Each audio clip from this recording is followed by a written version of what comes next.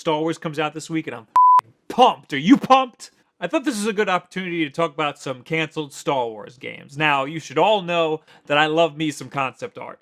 Last year for my birthday, I was given this book right here, Star Wars Concept Art, because Wulff is one of the best concept artists of all time. But it doesn't just have his work in it. It has concept art from the entire Star Wars franchise, including some of the games. Also including some of the games that were canceled. This is not an endorsement for this book. In fact, I'd say don't even get this book, because if you're not into art, then you're not going to be into this, because it's just pictures. But it does raise some interesting questions of what could have been.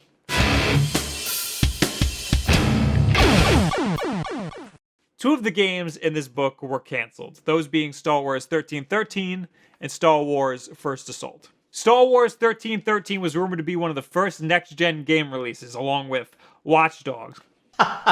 This is one of the games that got axed when Disney bought the franchise and blew up LucasArts. In this video, I'm going to be talking about a mix between some concept art that I've seen online and some stuff that I've seen in this book. And this book has a ton of concept art that I haven't seen anywhere online. Like, for example, these giant-ass Jawas.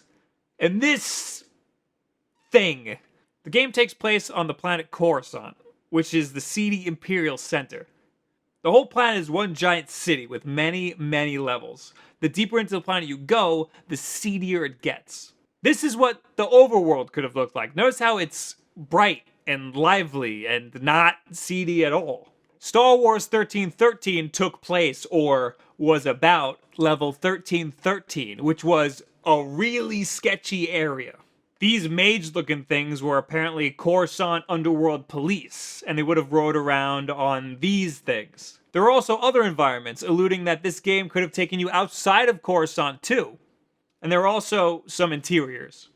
This game was revered for not having any Jedi in it. Finally! A game with no Jedi in it.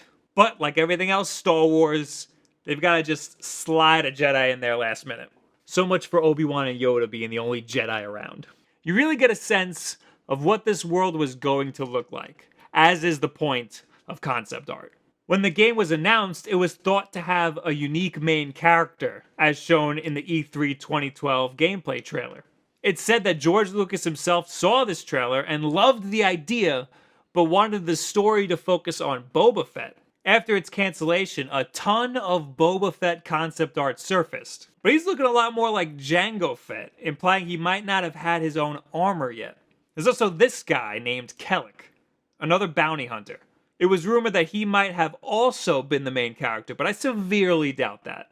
There was just a lot more concept art with Boba Fett doing some badass shit. And not to mention, George Lucas himself wanted the story to be about Boba Fett. I think it's more likely that Kellic would have been a rival bounty hunter. In hindsight, it looked like this game was probably canceled to make room for that solo Boba Fett movie, and it's a shame, because this game looked amazing. It would have been the first rated M Star Wars game. But there's good news. There's rumors that they haven't scrapped the whole game. Lucasfilm president Kathleen Kennedy said, "We don't want to throw any of that stuff away. It's gold, and it's something we're spending a lot of time looking at, pouring through, discussing, and we may very well develop those things further. We definitely want to. Probably won't be rated M, though. You can thank Disney for that." Here's a little bonus. Do you remember Star Wars First Assault? It was a Battlefront-esque type Star Wars game that was more akin to Battlefield or Call of Duty. Smaller scale battles here. Yes, this was a multiplayer-centric game similar to the Battlefront we have today. But it was going to be an Xbox Live Arcade and PSN title.